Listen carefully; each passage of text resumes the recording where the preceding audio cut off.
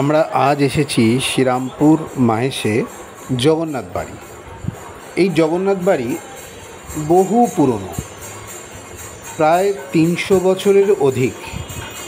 এখানে প্রভু জগন্নাথ আজকের দিনে তার শৃঙ্গার করা হয়, শোক দান করা হয়, সেরকমই অনেক কিছু তথ্য আপনাদের সামনে তুলে ধরবেন আমাদের সাংবাদিক বন্ধু সজল ভট্টাচার্য।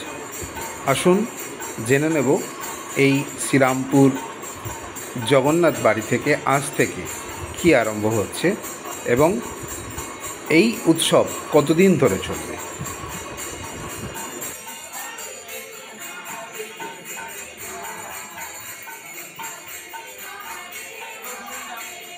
সাজসজ্জা করা হয়েছে, চক্ষুদান হয়েছে, হোমযজ্ঞ আরম্ভ হয়েছে। এই হোমযজ্ঞ শেষ করে তারপর প্রভু জগন্নাথের চক্ষুদান হবে এবং শৃঙ্গার করা হবে এবং স্বর্ণালঙ্কার দিয়ে তাকে সাজানো হবে। আসুন তার কিছু অংশ আমরা দেখি।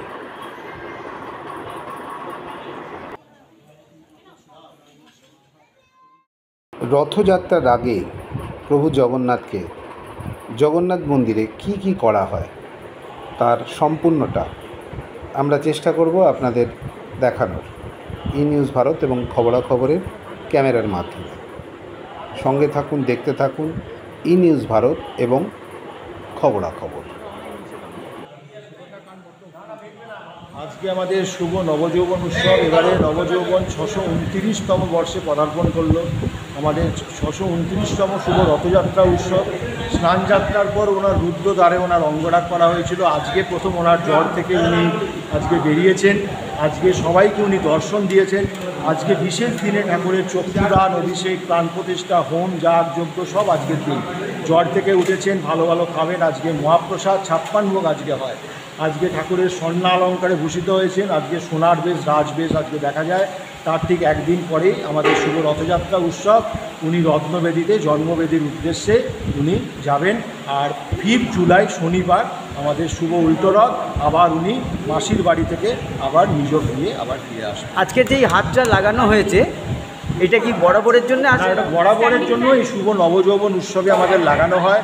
নবযৌবনের পরের দিন সোজা রথের ওপরে আর উল্টো রথের ওপরে এই 4 দিন আমাদের স্বর্ণাবেশে আমাদের জগন্নাথদেবকে ভূষিত করা হয়। এই স্বর্ণবেশ, রাজবেশ আমাদের 4 দিন হয়, পুরীতে 5 দিন হয়। নতুন অঙ্গরাগের হিসেবে এটা করা হয়েছে। এটা প্রত্যেক বছরই আমাদের হয়। প্রত্যেক বছরই আমাদের নবযৌবন উৎসব হয়। পুরীতে বলে নবকলেবর। আষাঢ় মাস মলমাস হলে 12 বছর অন্তর, সেটা 15 হতে পারে, 19 হতে পারে।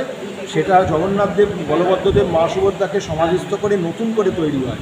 কিন্তু আমাদের সেই সম্রাদৃষ্ট দারুমূর্তি একভাবে রয়েছে 629 বছর ধরে। এটা আমাদের মাহেশের বৈশিষ্ট্য। আমাদের মূর্তি চেঞ্জ হয় না। পুরীতে যেমন মূর্তি পাল্টানো হয়, কিন্তু আমাদের মূর্তি চেঞ্জ হয় না। এটা জগন্নাথ দেবের এটা বৈশিষ্ট্য। আপনার নাম? তমাল কৃষ্ণ অধিকারী, সেবাই মহেশ জগন্নাথ। জয় জগন্নাথ। আপনারা দেখতে পাচ্ছেন নতুন সাজে সজ্জিত হয়েছেন এবং ওনাদের আজকের দিনের জন্যে এই হাত লাগানো হয়েছে এবং এই দেখতে পাচ্ছেন জগন্নাথ দেবের হাত, মহাপ্রভুর হাত দেখতে পাচ্ছেন, সুসজ্জিত করা হয়েছে স্বর্ণ অলঙ্কার দিয়ে। শুধু এই নবযৌবন অবস্থায় এতেই করা হয়। আজ এবং কালকে উনি সজ্জিত হয়ে থাকবেন। থেকে কালো রং, সাদা শঙ্খ বসে সাদা রং, পুনম থেকে লাল রং, এইভাবে আমরা অঙ্গরাগ সাধন করেছি। এই সময় কোনো আসর ঘণ্টা বাজেনি, কোনো কোলাহল চলেনি এবং গতকাল আমাদের এই 10 মিনিটের জন্য ঝটিকা দর্শন হয় চিরাচরিত প্রথা অনুযায়ী সন্ধ্যেবেলা 6:30টার সময়। এবং আজকের দিনে শুক্লা অমাবস্যা যে তিথি, এই আজকের দিনে আমাদের মন্দিরে সম্পূর্ণভাবে দরজা খুলে যায়। এই সময়টাকে বলা হয় নবযৌবন উৎসব। আমাদের যেহেতু মূর্তি পাল্টানো হয় না, সেই যে 629 বছরের স্বপ্নাদৃষ্ট দারুমূর্তি এখনও পর্যন্ত আমাদের মায়েসে জল করছে বিদ্যমান। আজকের দিনে আমাদের হোম, যাগযজ্ঞ, প্রাণ প্রতিষ্ঠা হবে, অভিষেক হবে, প্রাণ প্রতিষ্ঠা হবে হোম যাগযজ্ঞের মাধ্যমে।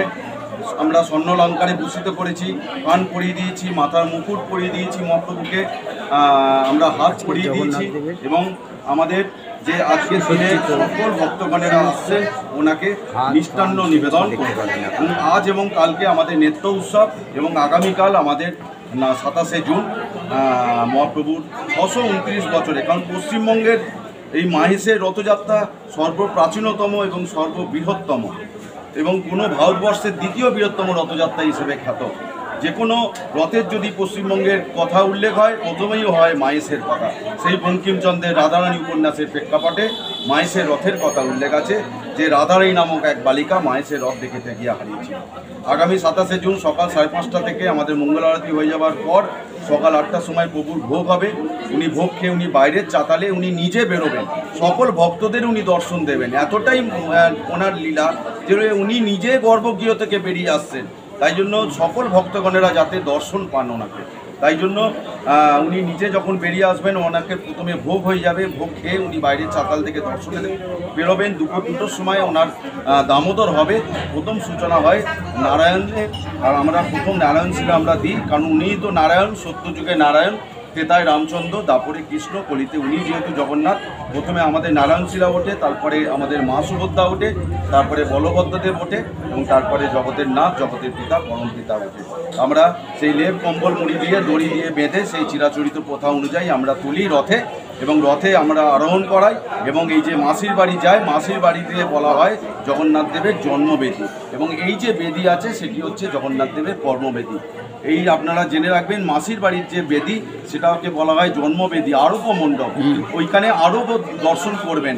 বলা হচ্ছে শাস্ত্রে যে 10,000 বছর যদি আপনারা এই জগন্নাথ মন্দিরে জগন্নাথ দেবকে দর্শন করেন রত্নবেদীতে, আপনারা ওই 9টা দিনের যে কোনো একটা দিন যদি ওই মাসির বাড়িতে দর্শন করেন একই ফল লাভ পাবেন, অশ্বমেধ যজ্ঞের ফল লাভ হয়। আপনারা সকলে মিলে আসুন এই আমাদের শ্রীপাঠ মাহেশের যে রথযাত্রা উৎসবে আপনারা সামিল হন। পিয়াল কৃষ্ণ অধিকারী, আমি সম্পাদক মাহেশ জগন্নাথ।